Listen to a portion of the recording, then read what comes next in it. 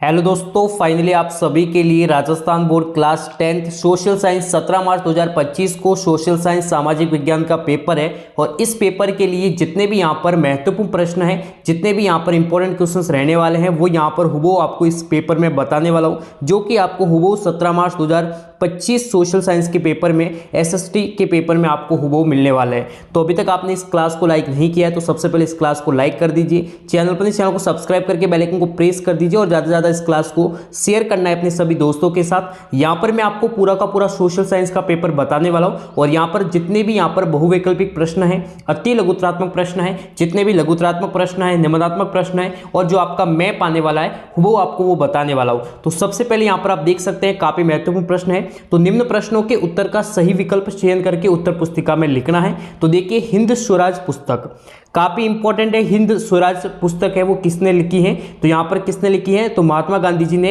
हिंद स्वराज जो है यहाँ पर पुस्तक लिखी थी। अब कब लिखी गई थी? तो 1909 में। तो देखिए, एक और प्रश्न बन चुका है, यानी हिंद स्वराज पुस्तक कब लिखी गई? तो देखिए 1909 में लिखी गई थी हिंद स्वराज पुस्तक। किसके द्वारा? महात्मा गांधी जी के द्वारा। और ये प्रश्न काफी इंपॉर्टेंट है। 17 मार्च 2025 सोशल साइंस के पेपर में आपको ये प्रश्न हुबहू मिलेगा। भारत में से ले जाया गया अनुबंधित श्रमिक, कैसे श्रमिक? अनुबंधित श्रमिक क्या कहलाते थे? देखिए, एक प्रथा आई गिरमिटिया प्रथा। कौन सी प्रथा की बात कर रहे हैं? गिरमिटिया प्रथा। यानी ये जो शब्द है गिरमिटिया जो है, इससे एग्रीमेंट से संबंधित एक यहाँ पर श्रमिक जो है, श्रमिकों से एग्रीमेंट करवाया जाता था जो उसके लिए बिना किसी भी पैसे के, ठीक है, वो काम करते थे। ऐसे जो होते थे एग्रीमेंट वाले, उन्हें कहते थे अनुबंधित श्रमिक, ठीक है, जो कि इस प्रथा के द्वारा यहाँ पर इनको ले जाया जाता था, भारत में ऐसे ले जाया जाता था और उनको यहाँ पर मजदूरी करवाई जाती थी बिना किसी पैसे के। तो वो होते थे अनुबंधित श्रमिक होते थे, ठीक है। जिन्हें जो है यहाँ पर गिरमिटिया जो प्रथा है उसके नाम से भी जाना जाता है।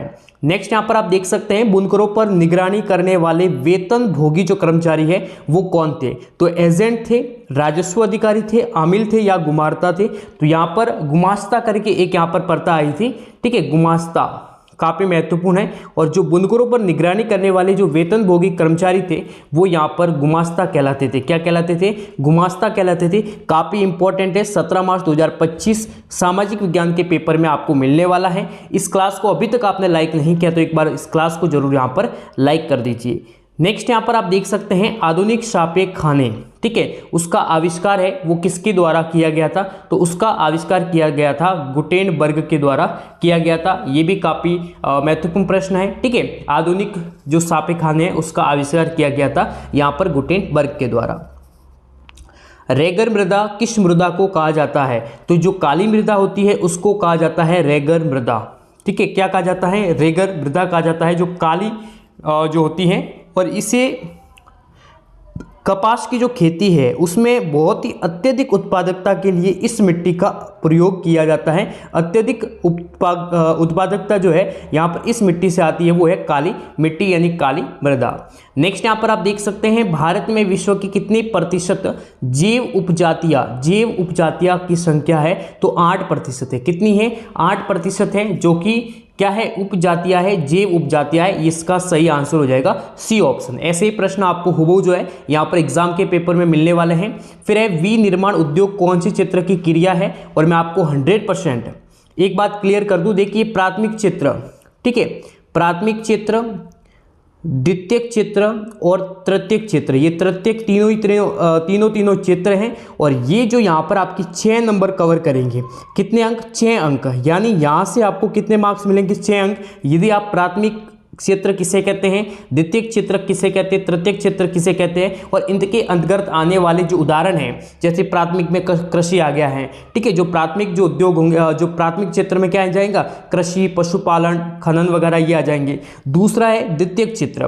द्वितीयक क्षेत्र में कौन सी क्रिया आएगी? जो कच्चे माल को तैयार करने वाले जो उत्पाद है, किसको तैयार करने के लिए? कच्चे माल को, तो वो आ जाएगी द्वितीयक क्षेत्र में। और तृतीयक क्षेत्र में जो सेवा क्षेत्र जितने भी होंगे, चाहे वो परिवहन सेवा हो, चाहे सड़क सेवा हो, तो सेवा जो क्षेत्र होंगे वो तृतीयक में आएंगे। और 100% इससे 6 अंक आपके यहाँ पर क्लियर हो जाएंगे, क्योंकि एक निम्नात्मक प्रश्न आएगा और निम्नात्मक नहीं आता तो लघुत्रात्मक आएगा, एक अति लघुत्रात्मक आएगा, एक ऑप्शन वाला क्वेश्चन आएगा। तो 100% यहाँ से आपको प्रश्न जरूर एक बार कंफर्म कर लेना है। भारत के पश्चिमी तट पर स्थित पतन जो है वो कौन सा है? कांडला। कौन सा है? कांडला जो पतन है वो पश्चिमी तट पर स्थित है। काफी महत्वपूर्ण प्रश्न है आप सभी के लिए 17 मार्च 2025 पेपर के लिए। श्रीलंका को स्वतंत्रता कब प्राप्त हुई थी? काफी इंपॉर्टेंट है श्रीलंका को, तो यहाँ पर डेट है नहीं है, लेकिन यहाँ पर मैं आपको बताऊंगा डेट भी। तो 1948 में मिली थी। कौन सी डेट थी? तो 4 फरवरी। 4 फरवरी को श्रीलंका जो देश है वो यहाँ पर स्वतंत्र हुआ था, 4 फरवरी 1948 को। और गणतंत्र कब बना? तो 1972 में श्रीलंका गणतंत्र बना था। क्या बना था? गणतंत्र बना था, यानी गणतंत्र दिवस की बात करें तो 1972 में यहाँ पर गणतंत्र हुआ था। केंद्र व राज्य के मध्य विधायी अधिकार यानी कानून बनाने संबंधित अधिकार।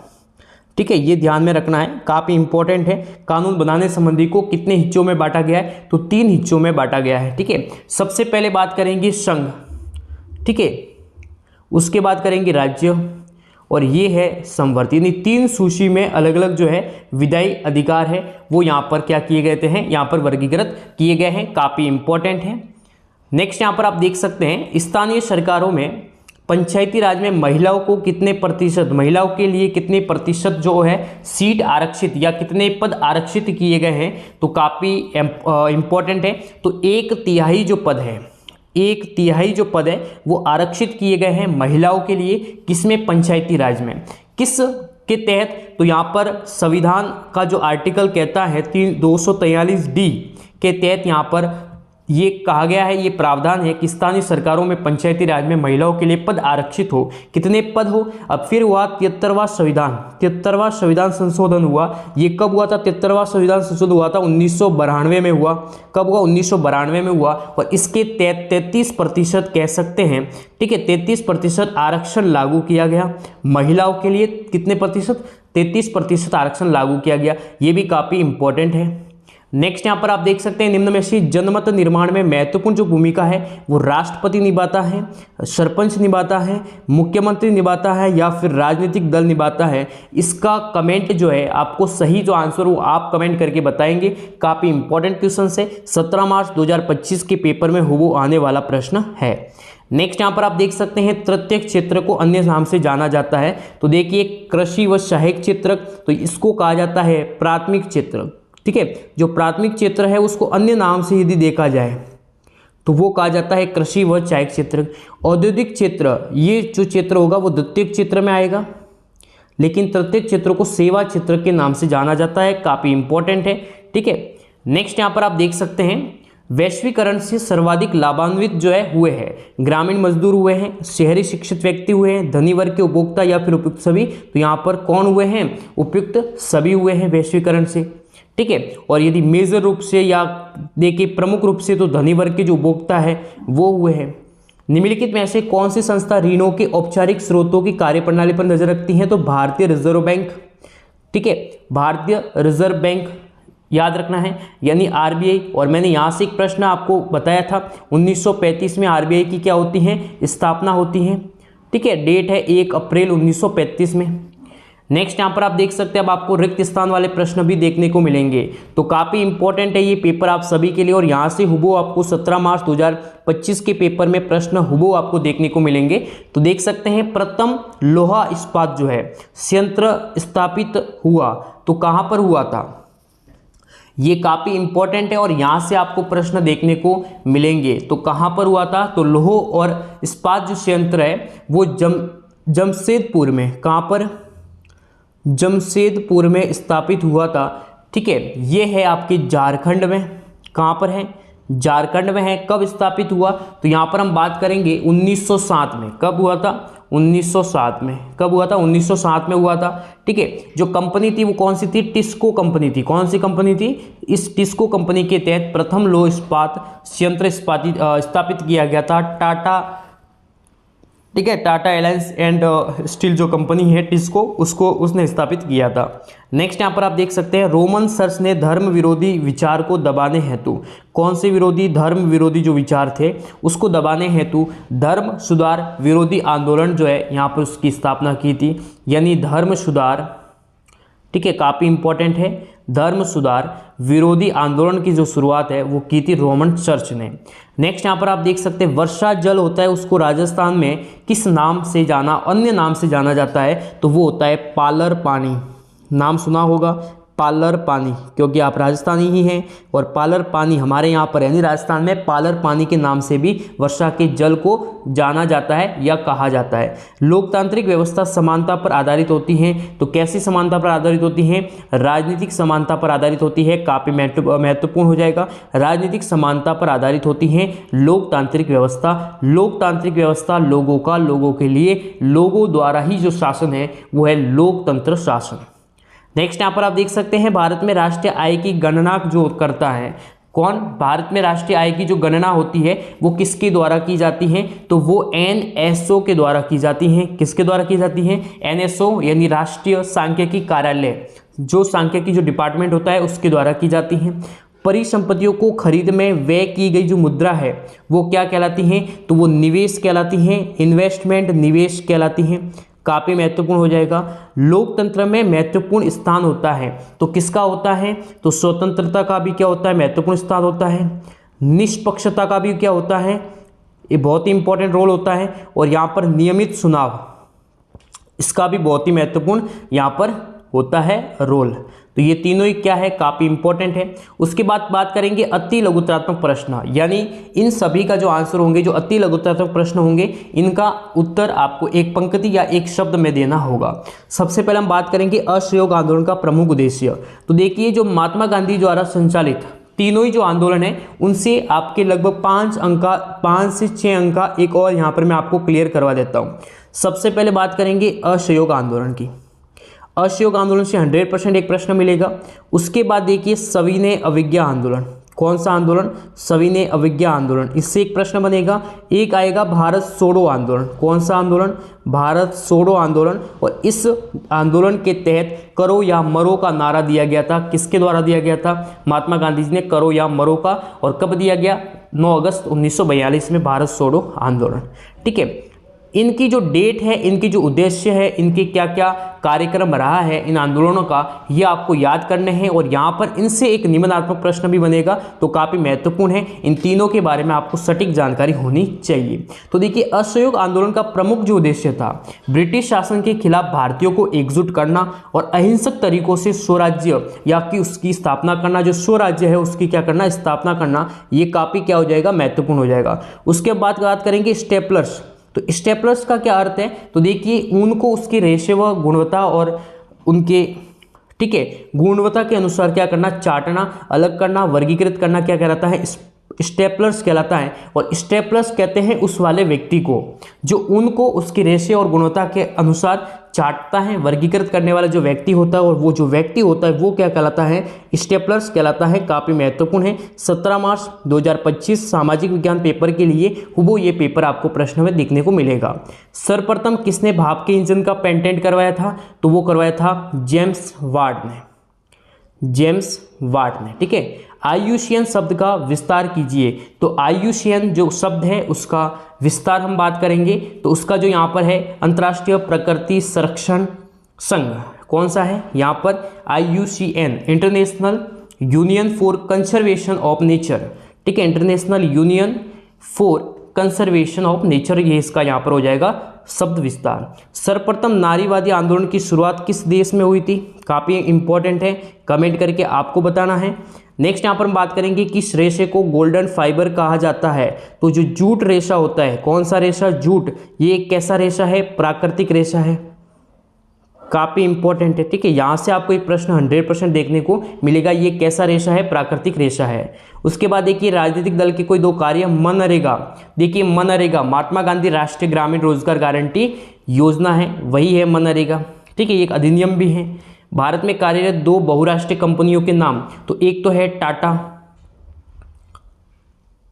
टाटा मोटर्स और एक है रिलायंस इंडस्ट्रीज। ठीक है, ये दो क्या है, बहुराष्ट्रीय कंपनियां हैं जो कि कहां पर कार्यरत है, भारत में कार्यरत है। इसी प्रकार से लघुतरात्मक प्रश्न देख सकते हैं। सड़क परिवहन के 4 प्रमुख महत्व, बहुत ही सिंपल प्रश्न है। भारत में जल संकटग्रस्त संसाधन है, कथन की पुष्टि करना है। मुद्रण क्रांति से आप क्या समझते हैं, संसाधन के अत्यधिक दोहन से होने वाली समस्या स्पष्ट करें। ये जितने भी मैं आपको इंपॉर्टेंट क्वेश्चंस बता रहा हूं 17 मार्च 2025 के पेपर में हुबहू यहां से आपको प्रश्न मिलने वाले हैं। ये पेपर आप सभी के लिए रामबाण साबित होने वाला है। तो अभी तक आपने इस क्लास को लाइक नहीं किया तो क्लास को क्या कर दीजिए, लाइक कर दीजिए। चैनल को सब्सक्राइब करके बेल आइकन को प्रेस कर दीजिए और ज़्यादा से ज़्यादा इस क्लास को शेयर करना है अपने सभी दोस्तों के साथ।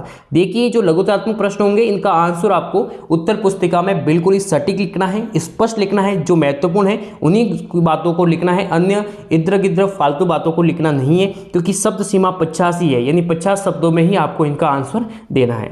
संसाधनों के अत्यधिक दोहन से होने वाली जो समस्या है, भारतीय संविधान में धर्मनिरपेक्षता के 3 लक्षण बताना है, तो बहुत ही आसानी से बता सकते हैं। इन सभी का जो आंसर है वो आपको पॉइंट वाइज लिखना है। कैसे, पॉइंट बना बनाकर आप लिखेंगे तो बहुत ही अच्छे, स्पष्ट और सटीक आंसर दे पाएंगे। पूना पैक्ट पर आपको टिप्पणी लिखना है।